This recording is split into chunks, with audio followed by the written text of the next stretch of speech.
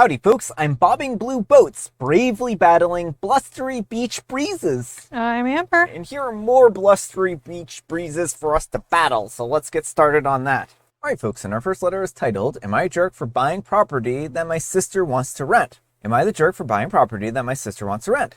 Me and my partner are looking at buying a house. We have not told my family yet, and I found a house that I love, and I can see living there forever and raising my family there. My sister sent me a link to the house and said that she has an opportunity to rent it if it does not sell. My sister has always lived at home and only wants to move out when someone gives her an opportunity. She has never looked independently to rent, and there are plenty of properties to rent. My family are the type to believe that I have done a grave wrongdoing by stealing the house that is not even hers. Do I bow down to my sister, as always, and not view the property because she might potentially have a chance of renting it only if it does not sell? All right, folks, what do you think of this conundrum? I mean, I think that OP shouldn't not go for the house, but they also should talk to their sister. You know, communicate. Mm-hmm. You know what? I think OP has to understand that either this house sells and it sells to them or it sells to somebody else. It probably is going to be one of these situations. If it's that the kind of house that OP is claiming that it is, then I don't imagine it's going to stay on the market, right? Like, people don't just let beautiful houses go to waste, right? And I think while the sister is kind of, daydreaming about living there, at least if OP buys the house, then she can come and visit it whenever she wants, right? Maybe not whenever she wants, but maybe OP can phrase it like that and then change the locks. I don't know. I'm just kidding. I don't know. I think that OP just needs to talk to their sister and explain that they've had their eye on this place and they didn't want to say anything at the time because they didn't want to disappoint the sister, and that this is actually, on their list of places to buy. So I'm not sure what OP can do other than that, right? But I don't think that OP should give up on their dream house just because their sister might have a chance at renting it. Yeah, well, it's such a big might there that it's don't give up because of that. But let me know what you folks think. So anyhow, take care and good luck. And Prancing Poodoo says, not the jerk, but I think that you might need to be upfront with your sister like yesterday about the fact that you're already looking at this house. When she first sent it to you, I would have responded with, no way, I just saved that to my list of dream houses too. That way, you aren't telling anyone you're buying, but you've made it clear that the house was on your radar before she shared it with you. Then I would tell your family that you're house hunting sooner than later. And OP replies, that's a good idea. She is very irrational though, so when she sent me the link, I just said, oh, that's nice. I fear I may have dug my own grave. And Low Bumblebee 2276 says, tell her your husband had already set up a showing for it. And Sailish C Sweaty says, if it doesn't sell, she'll rent it. So likely someone else will buy it if you don't. Don't let a house that you like slip away because of your sister's unattainable dream. She literally has no claim to it. And Pudding 370 says, not the jerk, I'm at a loss for words that this is even a post. Alright folks, and our next letter is titled, I'm a 22-year-old male and my girlfriend, a 19-year-old female, asked me for comfort and I just don't know what to do anymore. Okay, so I'm a 22-year-old male and my girlfriend is a 19-year-old female. We'll call her Penelope. She had a cat who she had since she was 6. Her cat lived for 18 years and randomly up and died this past Friday. She really loved that cat, but I'm not really a cat person, so I just don't see how someone can be this upset over something like this. I once had a hamster when I was 10 and it died a short while after I got it. It meant so much to me. I told her my story and I tried to sympathize, but she told me to leave the room. She just hasn't been giving me that much attention since it died, and I've tried to initiate multiple times and she just starts crying every time. She denies me every single time, and I'm starting to think that it's not just the cat. I don't know, ever since her cat was showing signs of getting older, she's been more emotional, and then when it did die, it just seemed like everything took a turn. She used to spend all her time with the cat, so I've been trying to get her out of the house more, and she just doesn't do anything that I want to do. I think that if we just went out for drinks, she would feel so much better and let loose. But she just sits at home and cries all day. She keeps saying things like, I miss my pretty boy, and I try to comfort her, but I don't know what to do. I'm not sure how to comfort her anymore if nothing I'm doing even works. I try to bring my friends over to cheer her up, but she makes it hard to have fun when she's upset all the time. It just seems like she doesn't see how much effort I'm putting in to how she feels in trying to make her feel better. All right, folks, what do you think? Oh my goodness, OP. I would recommend talking to a therapist maybe to unpack all of this. Like, your expectations here are entirely unreasonable. Your girlfriend has gone through a major loss. She's not going to snap back to being happy and attentive and, getting ready to get down and dirty on a whim. Like, she needs time to process, to grieve. Like, it's been a few days, and OP is already expecting her to be like partying it up. This is all about you and your comfort. And you're not even thinking of her, oh, I'm inviting my friends over. Why your friends? She would probably rather see her friends. If she wants to see people right now, she might not want to see people, But you're all focused on, oh, I can't go a few days without my girlfriend, giving me attention. Like, she's had a major loss. You really need to learn how to be an emotionally supportive partner. I know different people have different levels of emotionality, but you need to learn how to provide her emotional comfort in this relationship. She didn't have any friends. She just had the cat. I mean, if she did, then that's even worse. No, I'm just kidding. I was just kidding. I think that this is a situation where OP needs to learn some basic decency. A week is not a long time to mourn something like a cat or a close relative or any number of things. Like, there are people who will snap back immediately after someone dies or an animal dies.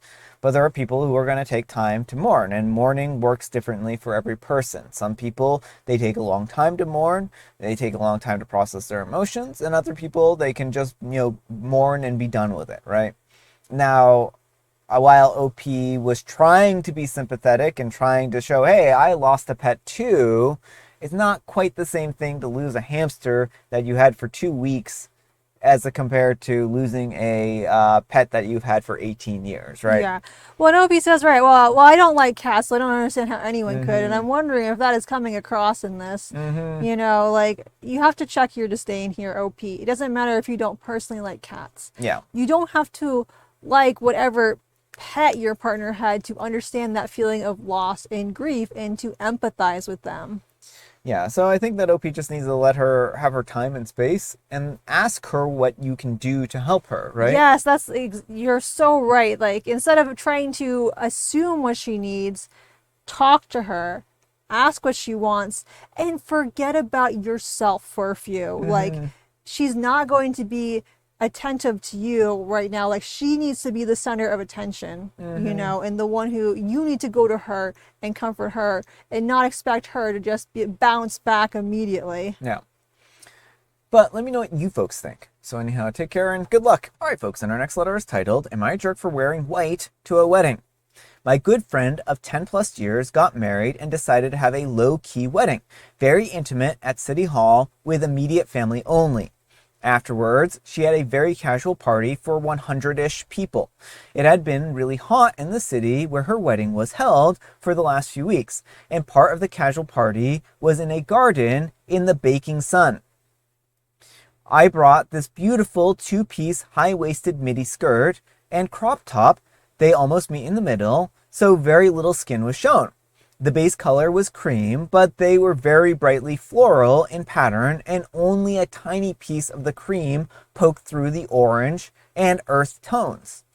The problem was that it was so hot, 100 degrees plus, that while in the hotel garden for cocktail hour, I absolutely sweated through the back of the top and obviously didn't want to spend the whole party like that. So I went back to my room and I changed into the only other outfit that I had, a super colorful palazzo pants and a pressed white linen shirt. At the wedding, my friend didn't speak to me, but it was a big day and she had so many people to host that I completely understood that she was just too busy. But it has now been a few weeks, and quite unusually, I haven't heard from her at all. I just thought that she was settling into married life. They didn't go away, but maybe they were honeymooning at home. Until another friend told me that actually the bride is beyond annoyed that I wore white to her wedding. I assumed that not wearing white was so that you didn't look bridal, and I certainly didn't.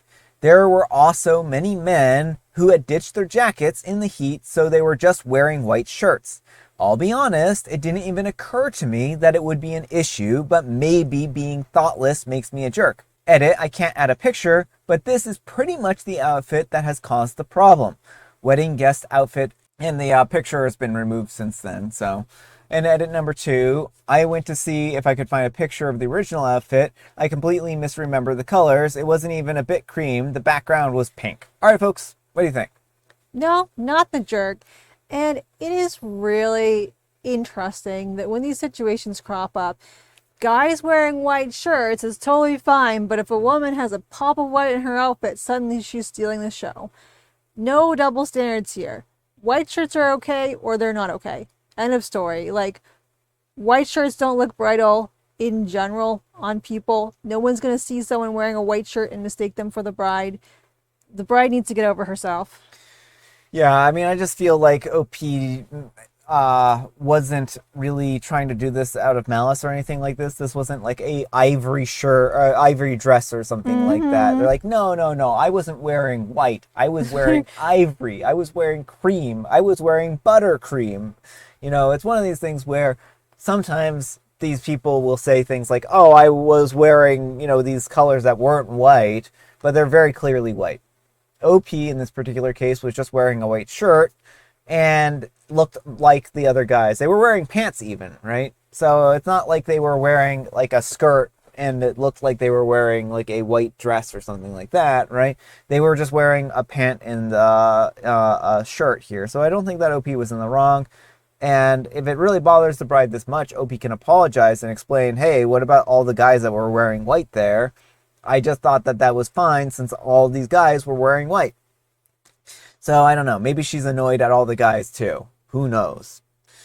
But let me know what you folks think. So anyhow, take care and good luck. All right, folks, and our next letter is titled, Am I a Jerk for the Prank That I Pulled on My Neighbor? We have a family cabin that me, a 48-year-old male's family, and my wife's extended family have cabins on the same road. On the dead-end road, there are about 10 houses, most being family members, but some being unrelated couples and families. We know all of them and are friends with them.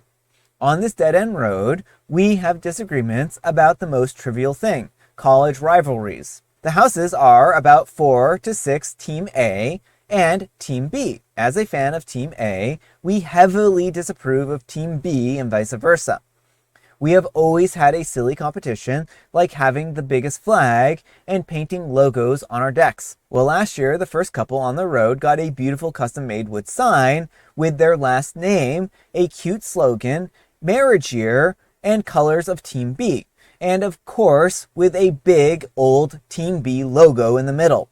It was pretty hefty, about 30 pounds, that hung from a frame in front of their driveway.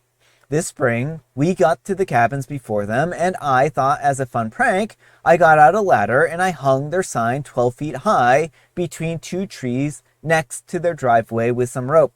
I used specific knots and ties so that it was easy to raise and lower safely and would not accidentally fall. I've lived on sailboats at times in my life, so I know my way around ropes and knots. Well, the husband of the couple will call Sam, a 62-year-old male. He's very healthy. But he's an MD and he doesn't have a great intuition for physical systems. I wasn't there to witness it or help, but he went to take it down and the rope slipped from his hand and the sign fell to the ground and split in two. I had intended to take it down after a few days, and if he had asked, I would have taken it down for him. I did not tell him this beforehand though. The next thing I know, the sign is back on its hanger with a big gash across it, dried wood glue seeping out all over, and it was clear that he didn't know what he was doing when he fixed it, and it's possible it wasn't an honest attempt, but it didn't look very good. My father-in-law has a wood shop nearby, so we went and took the sign to him. I took it apart and I spent hours taking out the old glue before cleaning the joint and re-gluing it. It was structurally solid, everything was legible, but the crack was still there, and you could see it from a few feet away, especially if you knew it was there. My family, these neighbors, and most of the families on the road are all friendly. We drink, we play games, and host happy hour, and chat frequently. We still do this. I know he still harbors a bit of resentment about this, and I've apologized many times since. But my wife thinks that I owe him a new sign. I don't think that I do, and I think that he likes the one that he already has, as it was made by a friend. So while I think that I may have gone a bit too far, I didn't break the sign. He did it when he dropped it, and I made more effort than he did to restore it. My family is split on the matter, so I put it to you. Am I the jerk? All right, folks, what do you think? Yes, OP, you are a major jerk in this situation. You may not have physically broken the sign, but you're the reason the sign was broken.